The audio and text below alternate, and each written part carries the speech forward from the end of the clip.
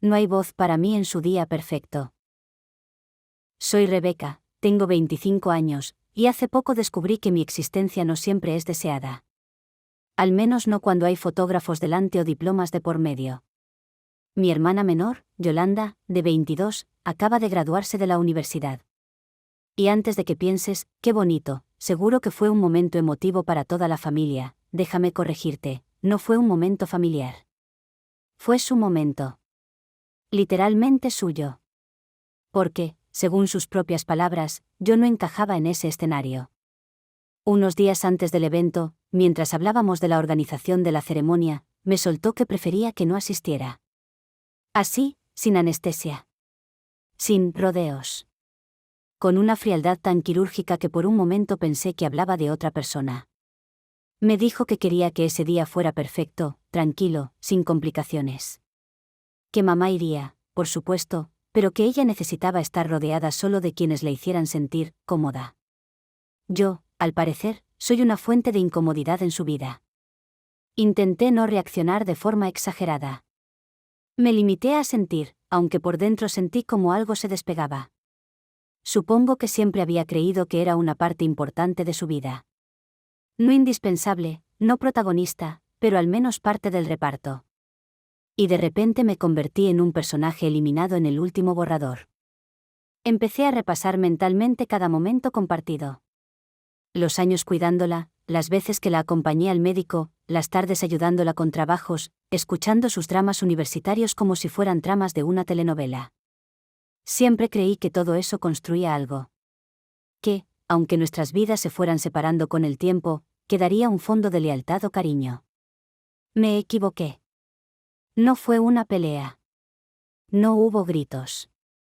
Ni siquiera hubo discusión. Simplemente fue una exclusión administrativa. Un tachón. Y dolió más por eso. Porque ni siquiera lo viví como una traición impulsiva, sino como una decisión premeditada. Una planificación consciente donde yo, simplemente, no tenía cabida. Los días siguientes intenté convencerme de que no era para tanto. Que quizás solo estaba estresada. Que necesitaba controlarlo todo, y yo era una variable que no podía manejar. Pensé que quizás se avergonzaba de mi trabajo, o de que no tengo estudios universitarios, o de que no tengo pareja, o de que no encajo en el molde de hermana mayor exitosa. Pensé incluso que quizá había escuchado algún comentario de sus amigas o profesores sobre su familia y eso la había llevado a querer silenciar parte de su historia. Pero luego empecé a recordar ciertos detalles que antes había pasado por alto. Como evitaba presentarme a sus amistades. O cómo, cuando alguien le preguntaba si tenía hermanos, siempre respondía con un sí, rápido, sin especificar. Como si yo fuera una casilla marcada en un formulario, no una persona real. Y me di cuenta de que no era una cuestión puntual. Era un patrón. El día de su graduación, evidentemente, no fui. Me levanté temprano igualmente. Me arreglé. Me puse el vestido que pensaba llevar. Me senté en el salón con una copa de vino a las 11 de la mañana, mirando el móvil como si esperara algo. Una foto. Un mensaje. Un indicio de que, aunque no estuviera allí, seguía presente en su pensamiento. Pero nada. Ni un gracias por respetarlo, ni un me acordé de ti. Absolutamente nada. Vi las fotos más tarde, por supuesto. En Instagram, como corresponde a cualquier evento moderno. Ella, radiante. Con su birrete, su sonrisa ensayada, su pie de foto emocional. Rodeada de amigos, de mamá, de profesores. Ninguna mención a mí.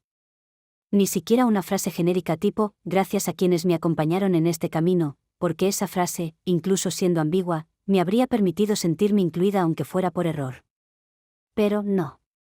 Era como si nunca hubiera estado. Y lo peor de todo no fue su ausencia de palabras. Fue mi presencia constante en su camino y lo fácil que fue borrarme del mapa. Porque yo estuve. Estuve en sus primeros días de clase, en sus nervios antes de los exámenes, en sus rupturas emocionales con personas que ahora ni recuerda. Estuve cuando lloraba por no saber si había elegido la carrera correcta. Estuve cuando quiso dejarlo todo para empezar de cero. Siempre estuve. Pero ese día no me correspondía. Ese día era para los presentables. Durante días me mordí la lengua. Intenté no hablar del tema. Intenté fingir que no me afectaba. Pero la verdad es que sí. Me afectó más de lo que esperaba.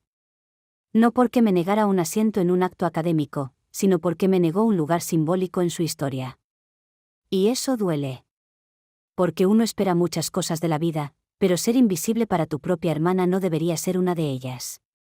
He leído muchos posts aquí sobre relaciones familiares tensas, sobre traiciones entre hermanos, sobre heridas abiertas que nunca cierran. Nunca pensé que escribiría uno. Siempre me sentí orgullosa de lo que construí con ella. Incluso cuando nuestras vidas tomaron caminos diferentes, pensé que ese lazo seguía ahí. Que la distancia adulta no borraba los afectos de la infancia.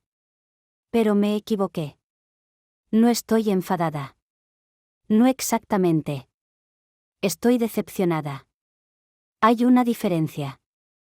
El enfado se quema rápido, da un impulso, te permite gritar y soltarlo. La decepción se instala, se cuela en el día a día, te acompaña en silencio como una sombra. Desde aquel día, cada vez que alguien me pregunta cómo estuvo la graduación de mi hermana, tengo que sonreír y decir que fue muy bonita, aunque no vi más que fotos. Me he vuelto buena mintiendo para proteger su imagen. Ironías de la vida. Hay gente que dirá que debo entenderla. Que estaba nerviosa. Que era su día. Que quizás sintió presión. Y lo entiendo. De verdad que lo intento. Pero también creo que hay decisiones que tienen consecuencias. Ella eligió no tenerme allí. Y yo tengo que aprender a convivir con lo que eso dice sobre cómo me ve. O sobre cómo quiere que la vean los demás. Y ahora que ha pasado un poco de tiempo, me doy cuenta de que no es la primera vez que me excluye, solo la más evidente. He sido el borrador de su identidad. Un capítulo no apto para mostrar. Algo que no encaja con la estética final de su relato. ¿Y sabéis qué? No pienso pedirle explicaciones. No por orgullo, sino porque no quiero una disculpa impulsiva. No quiero un «lo siento» que suene a trámite. Quiero que, si algún día se da cuenta de lo que hizo, sea por sí misma. Que le duela un poco. Que entienda que no puedes elegir solo las partes bonitas de tu historia y desechar a las personas que estuvieron cuando no había luces ni diplomas. Quizás algún día lo entienda. O quizás no. Quizás solo soy el ensayo de algo que ahora ella cree haber perfeccionado. Y eso también es parte de crecer, supongo, aceptar que incluso la gente que quieres puede decepcionarte. Que incluso quienes creíste que te llevarían siempre consigo pueden dejarte atrás sin mirar. Gracias por leer hasta aquí. Sé que no soy la única. Y sé que duele menos cuando lo compartes. Actualización 1. Gracias a todas las personas que comentaron en el post anterior. No esperaba tanta respuesta, ni tanto consuelo en forma de desconocidos con wifi y empatía, pero aquí estoy, más acompañada que el día de la graduación de mi hermana. Lo cual no era difícil, si tenemos en cuenta que ese día mi participación fue exactamente 0. Desde que publiqué aquello, ha pasado un poco de tiempo. No tanto como para olvidarlo, pero sí lo suficiente como para dejar de revisar sus redes sociales cada 4 minutos buscando alguna mínima señal de arrepentimiento. Spoiler, no hubo ninguna. Yolanda sigue en su nueva etapa, subida a esa nube de validación social que te da un birrete, una beca y 200 interacciones en una foto con una frase de autoayuda. Mientras tanto, yo sigo aquí, con las mismas preguntas, las mismas ganas de hacerle un comentario pasivo-agresivo por WhatsApp, y las mismas ganas de entender por qué lo hizo. Así que empecé a tirar del hilo. Nada muy detectivesco, no esperéis un thriller, pero sí una pequeña investigación doméstica. La primera parada fue mi madre. Esa figura maternal que, como ya mencioné, vive en un estado mental entre la negación selectiva y el optimismo naif. Le pregunté directamente si sabía que Yolanda no quería que yo fuera a su graduación. Ella, como era de esperar, se hizo la sorprendida con tanto entusiasmo que casi le doy un premio por mejor actriz de reparto. Me dijo que no se lo esperaba, que seguro que no era así, que Yoli me quiere mucho. Que no lo decía en voz alta, pero que me quería. Eso me hizo mucha gracia. ¿Qué clase de afecto es ese que hay que descifrar como si fuera un jeroglífico egipcio? No pido que me cante una serenata, pero un poco de decencia simbólica en actos importantes tampoco era mucho pedir. Insistí. Le pregunté si alguna vez Yolanda había hablado mal de mí, si le había molestado algo que yo hubiera hecho, si había ocurrido algo que yo no recordaba. Y ahí mi madre, en un intento torpe de ser conciliadora, dejó caer lo que creo que es la clave de todo este asunto. Me dijo que Yolanda siempre había querido empezar de cero. Que desde adolescente había tenido mucha ansiedad por salir adelante y que le preocupaba lo que pensaban de ella. Que nunca le gustó que la vieran como parte de una familia desordenada. Desordenada. Esa fue la palabra.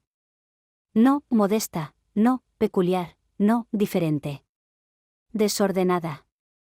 Como si nuestras vidas fueran un cajón lleno de calcetines sin pareja, y ella necesitara cerrarlo con fuerza para que no se le escaparan los colores que no combinan con su nuevo estilo. Mi madre no lo dijo con malicia. Ni siquiera creo que fuera consciente de lo que implicaba esa palabra. Pero a mí se me clavó. ¿Por qué lo entendí? No lo justifico, pero lo entendí. Yolanda había creado una imagen para sí misma, una narrativa. Una versión de su historia que le hacía sentir orgullo, poder, control. Y en esa narrativa, yo no encajaba. Yo era demasiado de todo. Demasiado directa. Demasiado poco académica. Demasiado honesta. Demasiado testimonio vivo de una infancia donde no todo fue paintes ni meriendas con servilletas de lino. En resumen, yo era el recordatorio de una parte de ella que quería dejar atrás. La parte que no salía bien en las fotos.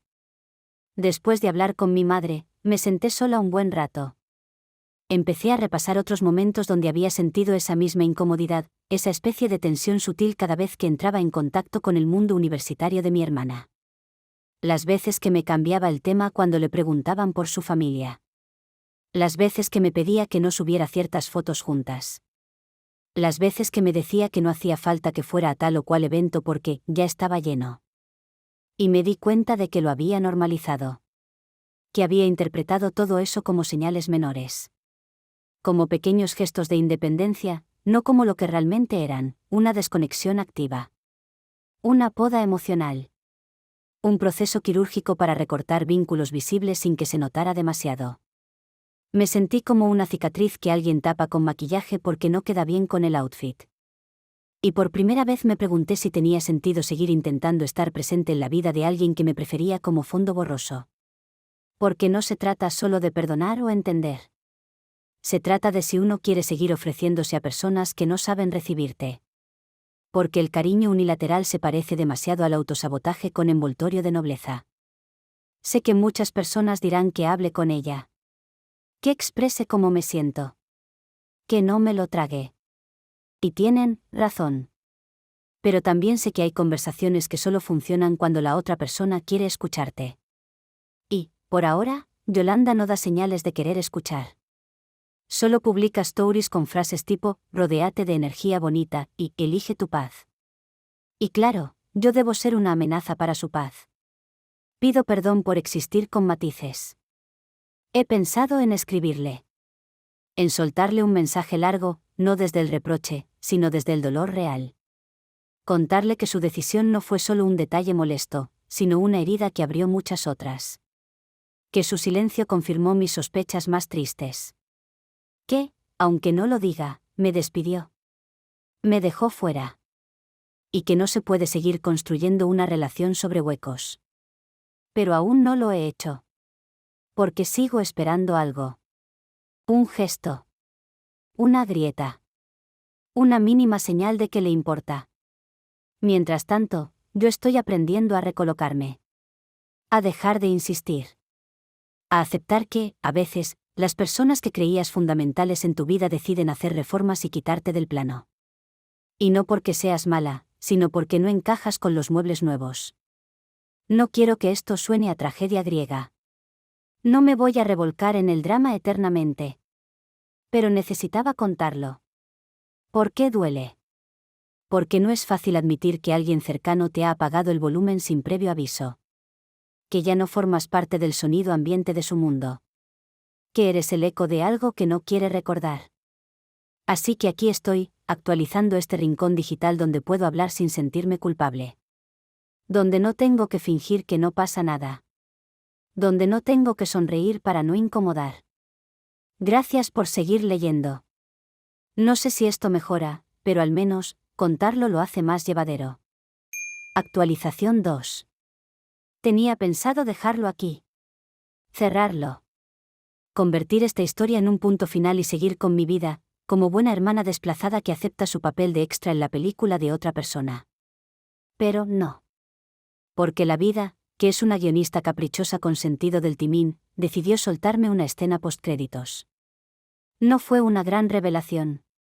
No hubo un mensaje inesperado, ni una llamada llorando a las 3 de la mañana. Yolanda sigue sin decirme nada.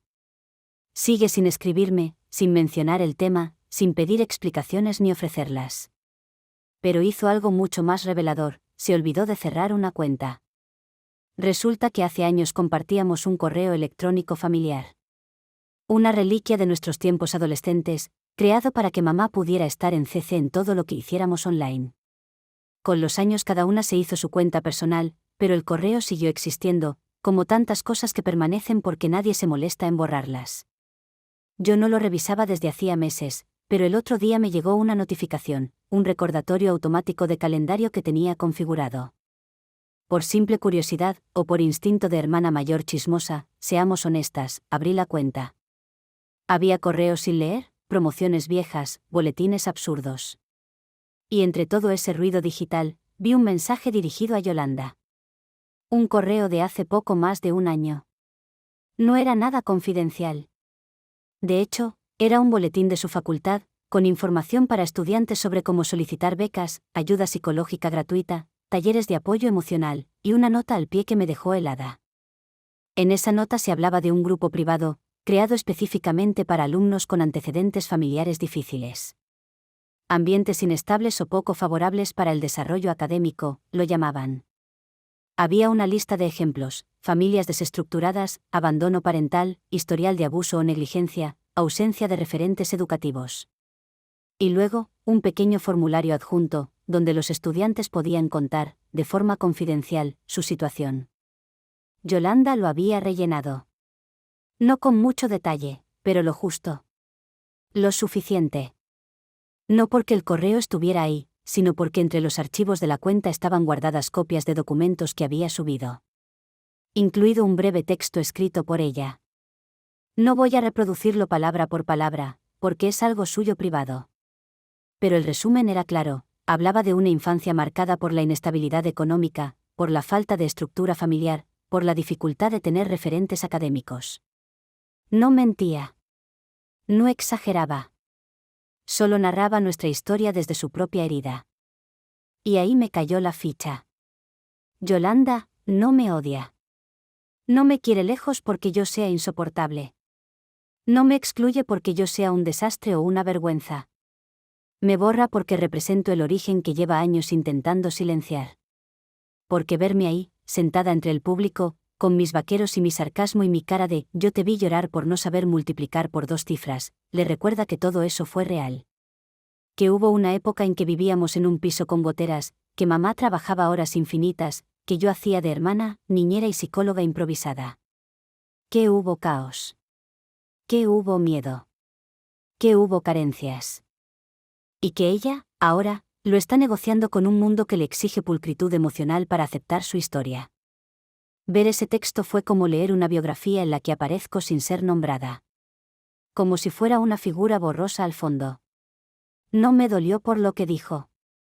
Me dolió porque entendí que, para poder avanzar, ha tenido que reescribirse. Y en esa reescritura, yo sobraba.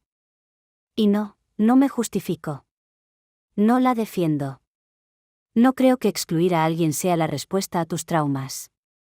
Pero de repente, todo tiene una lógica.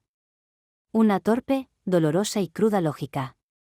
La universidad para ella fue más que un título. Fue una fábrica de identidad. Una oportunidad de construirse desde cero, como una versión mejorada, sin los baches del camino. Y yo no encajo en esa narrativa. Soy la voz que recuerda. La versión beta de la hermana de la licenciada. No sé si algún día me lo dirá. No sé si alguna vez se atreverá a verbalizar que me dejó fuera por miedo, por vergüenza, por autopreservación. Pero ahora entiendo que no fui apartada por lo que soy hoy, sino por lo que fuimos entonces. Por lo que eso significa para ella. Y eso, aunque duela, me permite respirar un poco más tranquila. Sigo sin saber qué hacer con esta información. No pienso confrontarla aún. No por cobardía, sino porque creo que ahora la conversación sería un ajuste de cuentas, no una reconciliación. Y yo no quiero ir a gritarle todo lo que sentí mientras ella posaba para fotos. Quiero que algún día, si le nace, venga a buscarme. Y no con flores, ni con excusas. Sino con una mirada honesta que diga, sé lo que hice y me pesa. Mientras tanto, sigo en mi lugar. No más, en pausa. No más esperando. Pero sí más clara. Más firme. Más yo. Porque si algo me ha enseñado todo esto es que no se puede pelear por entrar en una historia que no te reconoce. Quizás no fui parte de su graduación. Pero fui parte de su origen. De sus miedos, de sus aprendizajes, de su carácter. Fui testigo y soporte. Fui presencia cuando no había público. Y eso nadie lo puede borrar, aunque no salga en las fotos. Gracias por seguir aquí. A veces, contar tu dolor a extraños te devuelve un tipo de consuelo que ni la familia sabe dar. Actualización 3. Esto es lo último que voy a escribir sobre este tema. No porque se me haya pasado el cabreo, que va, ni porque la herida se haya cerrado mágicamente con el tiempo, sino porque siento que, por fin, la historia tiene un final digno. No justo ni perfecto, pero sí necesario. Hace unos días, Yolanda me escribió. No fue un «Hola, ¿cómo estás?», ni un «Podemos hablar». Fue directo. Práctico. Una frase breve, de esas que llegan con una vibración seca del móvil y te dejan los ojos abiertos un par de segundos más de lo normal: necesito tu ayuda. No voy a entrar en detalles porque su problema no me pertenece, pero diré lo suficiente para que entendáis el contexto. Algo se había complicado en su vida. Nada catastrófico, pero sí lo bastante urgente como para que decidiera contactar a esa figura incómoda y prescindible a la que había dejado fuera de su graduación y de su narrativa. Y ahí estaba yo, leyendo su mensaje. Releyéndolo. Viendo cómo, cuando las cosas se torcían, si era familia. Si era válida. Si era útil. Sentí un impulso inmediato de decirle que sí. Porque así soy. Porque cuando alguien que quiero está mal, lo que me sale por defecto es tender la mano, no hacer balances emocionales. Pero por una vez, me contuve. No porque no quisiera ayudarla, sino porque necesitaba que supiera lo que había hecho. Porque una parte de mí aún seguía sentada sola aquel día de su graduación, con el vestido puesto y la copa en la mano, haciendo como que no dolía. Porque aún no habíamos hablado de eso. Aún no había llegado ningún reconocimiento. Ningún «lo siento». Solo silencio. Y ahora, una petición. Así que le respondí. Con calma. Con elegancia. Con esa voz interior que uno solo saca cuando quiere ser cortante sin perder la compostura. Le dije que entendía que necesitara apoyo, pero que, honestamente, no sabía si yo era la persona indicada. Que no quería interferir en su vida si yo ya no formaba parte de ella. Que si para los logros no era familia, quizá tampoco debía serlo para los tropiezos. Que quizás debería recurrir a esa gente que la hacía sentir cómoda. Sí, lo sé. Sonó cruel. Fue cruel. Pero necesitaba que doliera un poco. No por venganza, ni por despecho, sino porque, a veces, la única forma de que alguien entienda el daño que hizo es dejándole probar una cucharada del mismo plato. No dijo nada en ese momento. Solo leyó el mensaje. Y el silencio volvió, como un invitado incómodo que ya conocía el camino. Pero 2 días después, volvió a escribirme. Esta vez no fue una petición. Fue una confesión. Larga. Sincera. Torpe, pero honesta. Me dijo que tenía miedo. Que se había equivocado. Que llevaba años intentando construir una vida que le diera seguridad, y que en ese proceso me había convertido en el símbolo de todo lo que intentaba dejar atrás. Que sabía que no era justo. Que lo que me hizo fue egoísta. Que había sido una cobarde. Que mi mensaje, aunque duro, le hizo ver la hipocresía de su comportamiento. Y me pidió perdón. No uno de esos, perdón si te sentiste mal, sino uno de verdad. Un, perdón por lo que te hice. Un, perdón por haberte borrado. Un, perdón porque lo que más miedo me daba no eras tú, sino verme reflejada en ti y recordar todo lo que no quería que se supiera. Lloré. Y no porque me gustara tener la razón, sino porque por fin me estaban viendo. Por fin alguien reconocía mi lugar. Mi historia. Mi dolor. Y, por supuesto, la ayudé. Lo iba a hacer de todos modos. Mi respuesta anterior fue solo eso, un espejo. Una pequeña lección. Una llamada de atención emocional. Pero nunca hubo una parte de mí que pensara realmente dejarla sola. Porque soy su hermana. Porque a pesar de todo, la quiero. Porque por más que me duela, ella también es parte de mi historia, y no quiero vivirla con rencor acumulado. Desde entonces hemos hablado más. No estamos en modo hermanas inseparables con tatuaje conjunto, pero algo se ha abierto. Algo real. Empezamos a deshacer el nudo. A reescribir, no para borrar lo anterior, sino para incluir lo que quedó fuera. Y eso, para mí, es suficiente. Así que sí, esta es la última actualización. No hay grandes fuegos artificiales. No hay escena final con banda sonora épica. Pero hay algo mejor, reconocimiento y reparación. Y eso, en una historia como esta, vale más que cualquier diploma. Gracias por acompañarme. A veces, contar una herida es el primer paso para dejar de llevarla sola. Y a veces, incluso la persona que te hizo invisible, si le das la oportunidad justa, puede aprender a verte de nuevo. Nos leemos en otras historias. Esta ya se cierra. Esta historia termina aquí, pero hay muchas más. Dale like, suscríbete y activa la campanita para no perderte ninguna.